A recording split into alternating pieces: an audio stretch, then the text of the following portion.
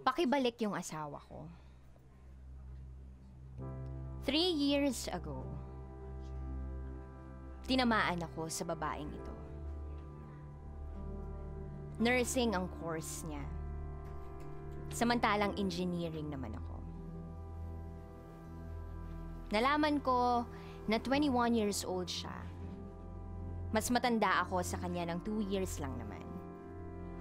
Niligawan ko siya. After nun, pagkatapos namin graduate, nabuntis ko siya. Pinanagutan ko naman, niyaya ko siyang magpakasal hindi dahil binantaan ako ng tatay at mga brusko niyang kuya, kundi dahil din sa kagustuhan ko kasi mahal ko siya. Pero hindi ganon kaganda yung nangyari sa relationship namin. Nalaglag yung baby namin nung 3 months na yung tiyan niya. Grabe. Iyak ako ng iyak nun. Ganon din siya. Nagalit ako sa kanya ng sobra. Sinisi ko siya sa pagkawala ng anak namin. Then after nun nangyari, nawalan na ako ng gana sa kanya. Galing work, uuwi ako sa bahay ng lasing. O kaya naman sinasama ko yung workmates ko at doon kami iinom sa bahay. Uwi siya ng bahay, maabutan niyang sobrang kalat, puro bote ng alak, yosi, at damit na kalat-kalat. At kung saan kasi nagdadala ng babae yung mga workmates ko. Nasa sala ako noon, nakahilata, ginising niya ako.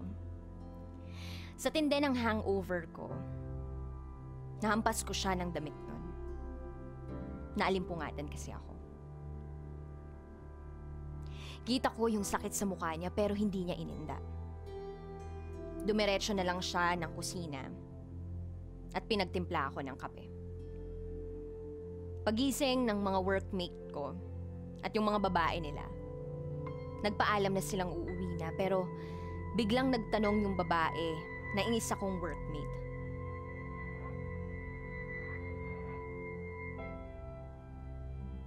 Tinanong niya ako, "Said asawa mo?" Narinig yun ng asawa ko na si Casey. Kasi nililigpit niya yung kalat namin. Ang sabi ko, "Ha? Hindi katulong." Nagtawanan kami nun, pero patuloy pa rin siya sa pagdiligpit. Napapadalas yung ganong routine namin. Nalulung na ako sa alak, palagi akong nasa kasino. Sinusugal ko lang yung mga perang sinesweldo ko, wala akong binibigay sa kanya. Madalas na rin ako sa bar. Lahat ng mga nakikilala ko may nangyayari sa amin. Nakilala ko tong si Hannah, dancer siya sa bar. Ka-age lang ni Casey. One time, sa sobrang lasing ko, dinala ko siya sa bahay. Hindi ko alam kung anong oras ang uwi nun ni Casey pero wala akong pakialam. Doon may ginawa kami ni Hannah na ikakasakit ng damdamin ni Casey kung malalaman niya. Lasing na lasing kami parehas nun. Mga damit nakakalat sa bahay. Hindi ko na alam kung anong nangyari basta nakatulog ako. Kinaumagahan, pagising ko, nakahiga pa sa braso ko si Hannah. Pareho kaming walang saplot. Nakita kong bukas yung malaking cabinet namin. Bukas din yung pinto ng kwarto kaya nagtapis ako at lumabas ng kwarto. Nakita ko yung buong bahay. Ang linis. Yung mga damit na nakakalat sa sala, nakatupi lahat. Napamura na ako. Kasi baka umuwi yung mommy ko at akala niya si Casey ang kasama ko. Pagpunta ko sa kusina, may nakahain na pagkain. Babalik na sana ako ng kwarto para magbihis. Pero nakita ko yung sulat sa ref. Ang nakalagay, said, "Pasensya ka na kung madalas gabihin ako ng uwi. Pasensya ka na kung may mga pagkukulang ako bilang asawa. Nasaktan ako nung naabutan kong may kasama ka sa kwarto, kaya napagdesisyonan kong umalis na lang. And okay, said, binibigyan na kita ng laya. Patawad. I'm so sorry. Kung dahil sa akin nawala ang baby natin. Mag-iingat ka palagi, ha? Kumain ka na. I love you, said. Hindi ko alam kung anong gagawin ko nun. Langya talaga. May kumirot sa puso ko nun. Ang siraulo ko. Lumipas ang 1 buwan, wala akong contact sa kanya. Unattended na din pag tinatawagan. Mga kaibigan niya hindi sinasabi kung nasaan si Casey. Kaya nag-decide ako na puntahan na lang mismo sa kanila pero wala din daw siya ron. Kinweluhan na ako ng kuya niya, kaya sinabi kong 1 araw pa lang hindi umuwi at baka nasa bahay ng katrabaho niya, kaya hahanapin ko na lang, sabi ko. Naiinis na ako noon at minumura ko na sa isip ko si Casey. Langya, bakit ganun siya? 1 buwan mahigit na siyang hindi umuwi ng bahay. Dati hindi naman siya ganun, ha? Bakit ngayon nagmamatigas na siya? And then September 29, 2015, around 8 p.m. may natanggap akong text. From Utoy, pinsan ni Casey. Kuya said, nasaan ka? Hindi mo man lang ba pupuntahan si ate? Eke-cremate daw siya nila auntie. Pumunta ka na dito kung gusto mo siyang masilayan sa huling pagkakataon. Tumigil yung mundo ko nun. Napamura ako ng malakas at nagsisigaw nun. Dumiretso na ako kung saan yung lugar na sinabi ni Utoy. Sabi ko sa isip ko, kung ginagago lang ako nun, susuntukin ko talaga siya. Hindi kasi magandang biro yun eh. Pero nanlambot ako. Yung tuhod ko nanginginig nang makita ko yung picture ng asawa ko sa banner ng pangpatay. Napamura ako, totoo ba to? Sinalubong ako ng kamao ng mga kuya ni Casey. Hindi ko mabilang kung ilang suntok ang inabot ko. Napahiga na ako nung inawat ng mama ni Casey yung mga kuya niya. Tumakbo ako sa kabaong, doon nakita ko yung asawa ko nakahiga, walang buhay. Doon na bumagsak yung mga luha ko. Hindi ko na alam yung mga nangyayari. Basta alam ko, niyayakap ko yung kabaong ni Casey nun. Muntik pang tumaob. Kaya inalalayan ako ng mama niya at niyakap habang umiiyak. Nalaman ko na yung huling paalam pala sa akin ni Casey, doon na siya tumutuloy sa bahay nila mismo. Nung pumunta ako sa kanila para ipagtanong siya, nandun pala siya sa kwarto pero depressed na siya noon dahil sa nangyari.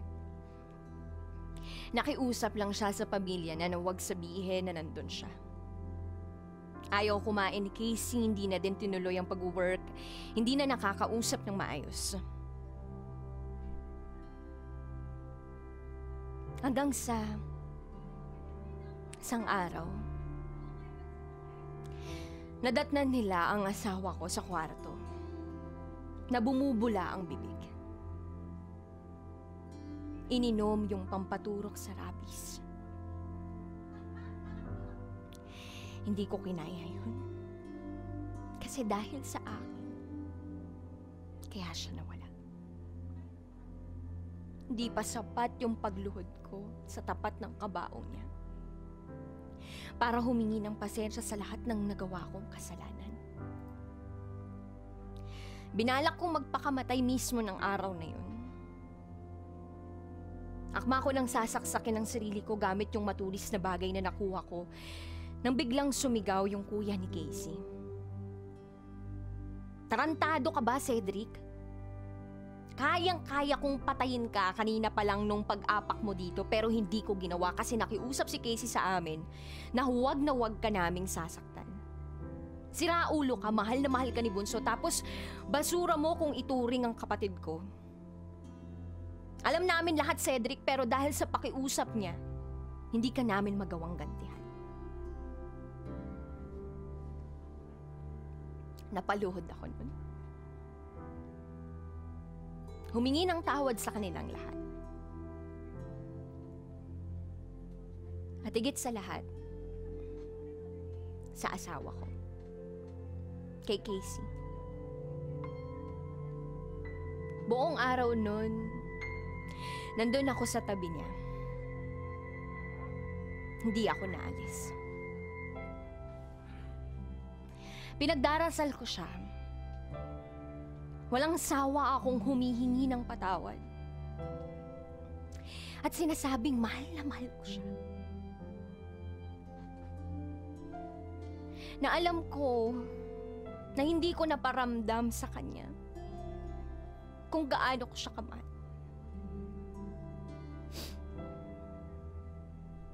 Hindi natuloy yung pag-cremate sa kanya dahil pinagbigyan ako ng parents niya na inlibing na lang siya. Para kung sakaling dumating yung panahon na mamatay ako,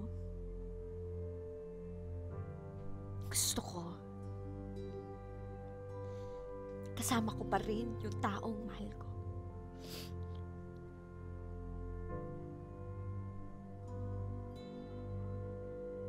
Sising-sisi ako.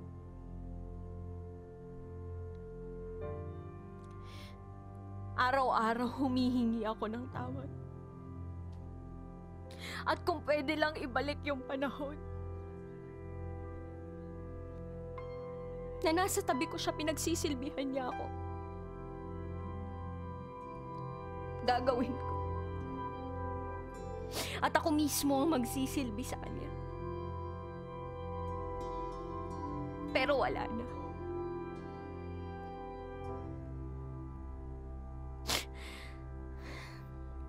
Alam ko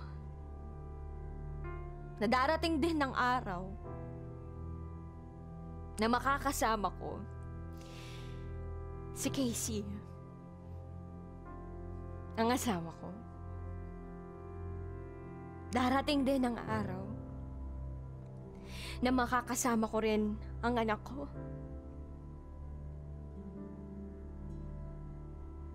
Pero sana mapatawad nila ako. Si Sed na ngayon ay nagsisisi sa kanyang naging desisyon, mga choices sa buhay niya, decision sa buhay niya. At ngayon, pinagsisisihan niyang lahat ng yun. At kung maibabalik niya lang talaga ang panahon na kung saan kasama niya yung asawa niyang grabe yung sakripisyo para sa kanya. Yung asawa niya nagmahal ng tunay para sa kanya. Na binaliwala niya na lang. Tinaken for granted. At ngayong sising-sisi siya. Nangyayari talaga ito sa buhay. Nangyayari na nagsisisi tayo sa bandang huli. Kasi hindi natin binibigay yung best natin at that certain moment. May mga reservations tayo. Mas pinaiiral natin yung ibang emosyon natin kaysa dun sa pagmamahal na dapat yun yung pinaka-pinaiiral. Mas nananaig yung galit, puot, pagkainis, selos. Yun yung mas mga nananaig. Pero bakit hindi na lang manaig yung pag-ibig? Kasi kung tunay yung pagmamahal na nararamdaman ng isang tao, lahat ng yon matutunaw at mawawala.